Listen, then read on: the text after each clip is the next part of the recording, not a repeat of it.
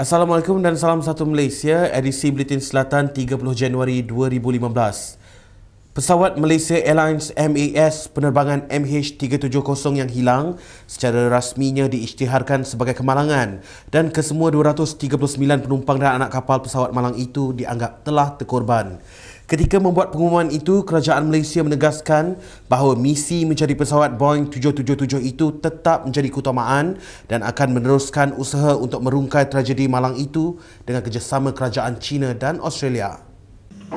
With the heaviest heart and deepest sorrow that on behalf of the Government of Malaysia, we officially declare Malaysia Airlines Flight MH370 an accident in accordance with the standards of Annexes 12 and 13 to the Chicago Convention, and that all 239 of the passengers and crew on board MH370 are presumed to have lost their lives.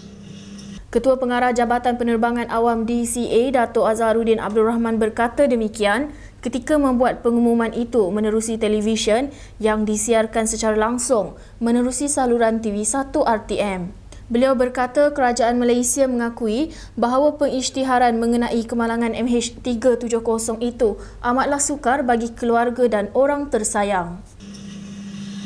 The Government of Malaysia acknowledges that this declaration of MH370 accident will be very difficult for the families and loved ones of the 227 passengers and 12 crew on board to consider, much less accept. 30 nations have also lost sons and daughters to this tragedy. It is nonetheless important that families try to resume normal life or as normal a life as may be possible after this sudden loss.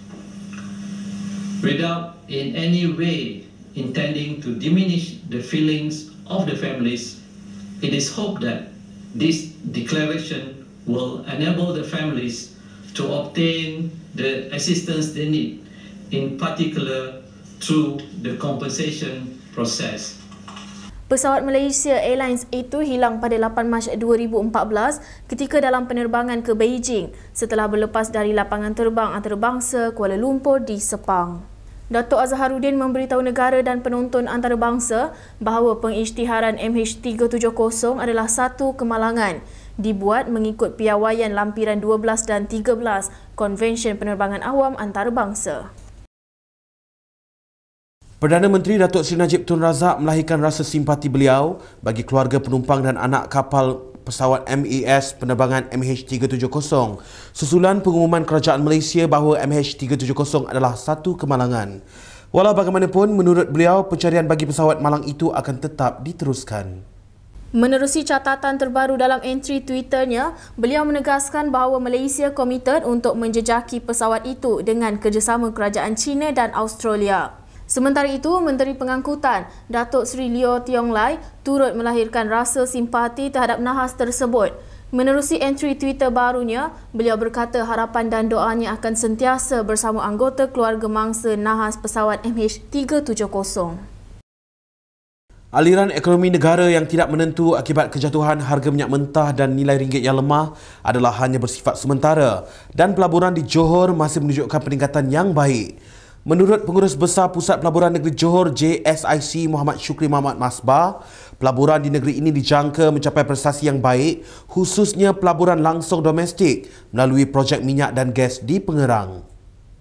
But for Johor State investments coming in, we expected to achieve more in the near future, especially in DDI, domestic direct investment.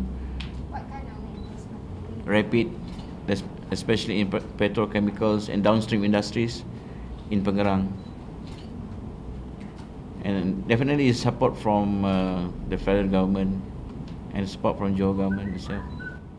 Beliau berkata demikian pada sidang media selepas merasmikan kilang serakan polimer pertama di negara milik BASF Malaysia sediam berhad di Pasir Gudang. Katanya dari Januari hingga September tahun lalu, Johor telah menerima pelaburan bernilai 20.1 bilion ringgit dengan 13.1 bilion ringgit daripadanya melalui pelaburan langsung domestik dan 7 bilion ringgit adalah melalui pelaburan langsung asing. Sementara itu, Presiden Serakan dan Polimer BASF Asia Pasifik, Dr. Marcus Kramer berkata, ketidaktentuan ekonomi di seluruh dunia tidak menghalang syarikatnya untuk mencapai sasaran yang tinggi dalam keluaran dalam negara kasar KDNK, malah turut meliputi pertumbuhan melebihi purata industri pada tahun ini. Overall, one can say that we are growing more or less with GDP. So I think this is also going to happen in 2015, although there is a lot of unknowns in the different economies around the globe. I think I don't need to elaborate on these.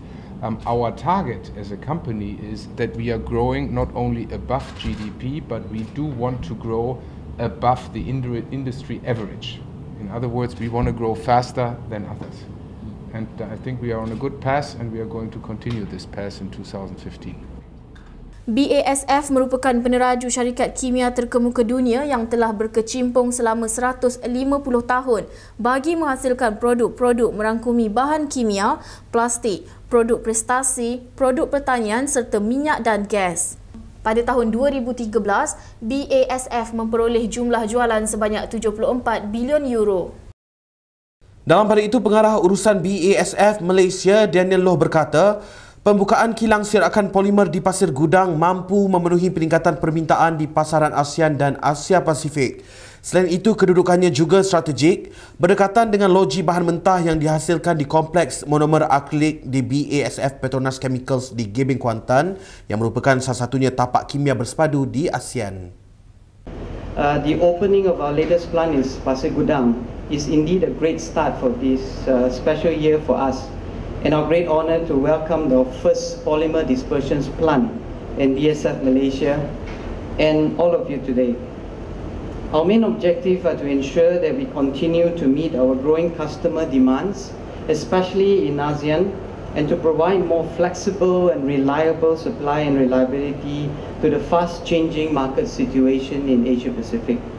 Beliau berkata demikian ketika berucap pada majlis perasmian kilang serakan polimer pertama di negara milik BASF Malaysia Sdn Bhd di Pasir Gudang. Kilang berkenaan dibina dengan kos 40 juta euro yang merupakan kilang ketiga di ASEAN selepas Jakarta dan Merak, Indonesia. Kilang baru berkenaan akan memfokuskan kepada pengeluaran pelbagai jenis produk serakan polimer yang berasaskan akrilik untuk kegunaan dalam industri salutan hiasan, pembinaan dan industri pelekat di seluruh kawasan Asia Pasifik, terutama bagi Asia Tenggara.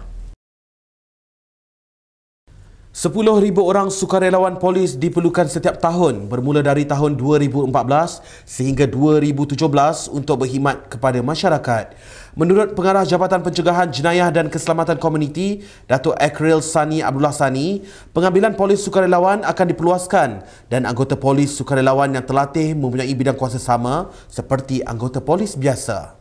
Yang kita akan tingkatkan daripada 10,000 tiap tahun sehingga daripada 2013 2014 sehinggalah kepada 2017 kita akan meluaskan pengambilan sukarelawan polis setahun 10,000 ya. Jadi kita pun merasakan kita perlu exploitkan PVR ni kerana mereka apabila mereka telah dilatih, apabila mereka telah ditugaskan, mereka mempunyai kuasa sebagaimana anggota polis yang regular. Dan inilah ruang yang perlu kita ambil kesempatan, ambil advantage untuk untuk memastikan bahawa kehadiran polis itu dapat dirasai oleh masyarakat. Beliau berkata demikian ketika sidang media selepas majlis perjumpaan dan dialog pengarah Jabatan Pencegahan Jenayah dan Keselamatan Komuniti yang turut dihadiri Ketua Polis Johor Datuk Muhammad Mohtar Muhammad Sharif. Lebih 1,000 orang mewakili komuniti masyarakat dan pegawai polis dari sekitar negeri Johor menghadiri majlis berkenaan yang diadakan di Dewan Dato' On Ibu Pejabat Polis Kontingen Johor IPK Johor. Menurut Datuk Ekril Sani, kerjasama antara polis dan masyarakat memainkan peranan penting dalam usaha membanteras jenayah. Katanya, pihak polis sentiasa prihatin dengan apa jua pandangan dan permintaan masyarakat. Bahawa perkhidmatan polis sekarang adalah polis yang mendengar dan prihatin terhadap apa juga perkembangan-perkembangan, apa juga permintaan-permintaan daripada masyarakat. Bagi tujuan, seperti saya katakan tadi, untuk kesejahteraan bersama. Mudah-mudahan program-program seperti ini kita akan dapat luaskan hingga ke peringkat daerah, peringkat mukim dan seumpamanya. Dalam pada itu, kru TV Selatan sempat menemu bual seorang pengerusi komuniti masyarakat dan beliau berharap program seperti ini dapat diteruskan bagi memberi peluang kepada masyarakat membentuk kerjasama yang lebih erat dengan pihak polis. Program ini memang bagus dan berkesan sebab melalui program ini ramai orang awam boleh lebih memahami tugas-tugas polis dan di manalah persahabatan polis dengan rakyat dibina. Di mana macam dulu terutamanya masyarakat orang Cina memang dia orang takut nak pergi balai polis pun takut sebab oleh kerana ada persahabatan perhubungan masyarakat dengan polis, pertubuhan komuniti policing di mana penjiranan atau persahabatan polis dengan masyarakat telah dibina.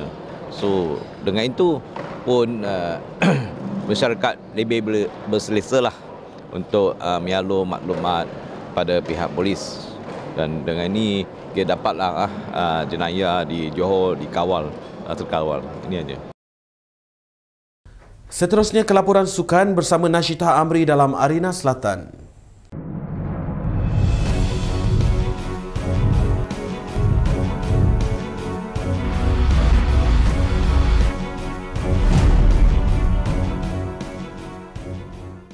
Menjelang pertemuan antara Johor Darul Takzim JDT dan pasukan Pahang dalam saingan Piala Sumbangsi Sabtu ini, pasukan polis akan bekerjasama dengan Marshall Stadium dalam memastikan perlawanan berjalan lancar. Menurut Tunku Mahkota Johor Tunku Ismail Sultan Ibrahim, selaku Presiden PBNJ, beliau telah meneliti secara terperinci persiapan berkenaan aspek keselamatan di luar dan di dalam stadium menjelangnya perlawanan tersebut. Buat masa ni, marshal dan juga pihak kuasa pihak polis pun telah main peranan, telah buat sesi-sesi latihan persiapan untuk menjaga keselamatan para penyokong dan juga yang mana hadiri dalam perlawanan bola sepak di Lakin. Persiapan yang saya nampak agak baik dan kita telah buat semua sekali kajian dalam segi aspek keselamatan, apa yang paling terbaik, apa tindakan-tindakan kita jika ada sesuatu berlaku ke apa-apa. So semua benda berjalan dengan lancar macam mana yang kita dah siapkan selama 1 bulan. Beliau berkata demikian ketika sidang media di Stadium Tan Sri Hassan Yunos Lakin. Tambah beliau, pertemuan antara pasukan JDT dan Pahang pada Sabtu ini diharap menjadi perlawanan yang sihat demi kemajuan bola sepak di negara ini. Saya rasa berkenaan dengan bola sepak keseluruhan dalam Malaysia ni, rivalry antara Pahang dengan Johor adalah salah satu benda yang sihat untuk bola sepak tanah air. Sementara itu, pasukan JDT komited untuk merangkul Piala Sumbangsi pada kali ini selepas kali kedua menyertainya sejak tahun 1986. Dalam pada itu, PBNJ dengan tegas mengingatkan para penyokong supaya tidak terlibat dalam aktiviti provokasi pada perlawanan Piala Sumbangsi Sabtu ini.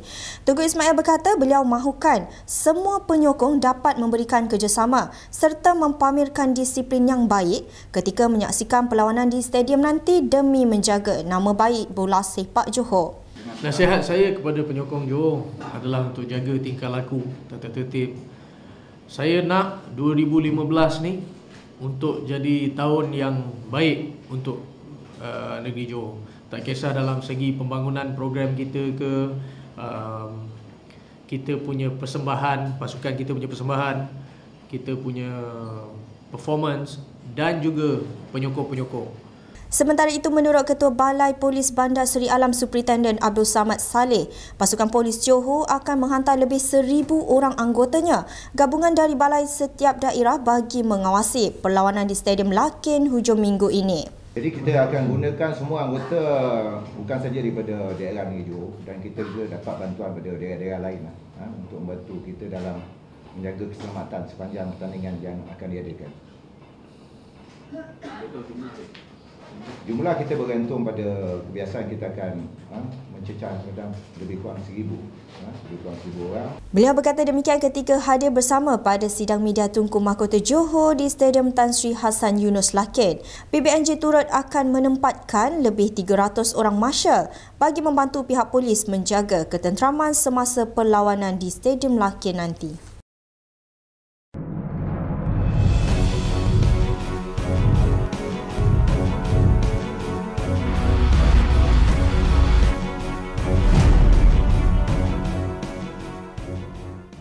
Sekian sahaja untuk edisi Buletin Selatan hari ini. Terus menonton kami untuk paparan berita yang menarik. Salam takzim.